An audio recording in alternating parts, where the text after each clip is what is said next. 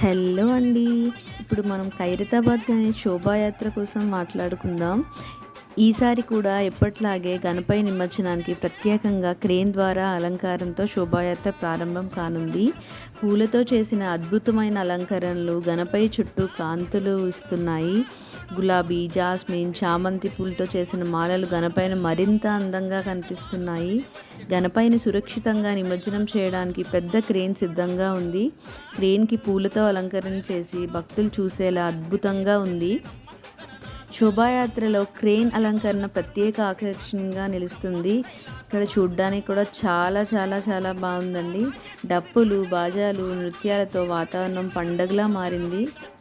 గణపతి బప్ప మోరియా నినాదాలతో భక్తులు ఉత్సాహంగా పాల్గొంటున్నారు. సో ఇది అండి ఈరోజు ఈ వ్లాగ్.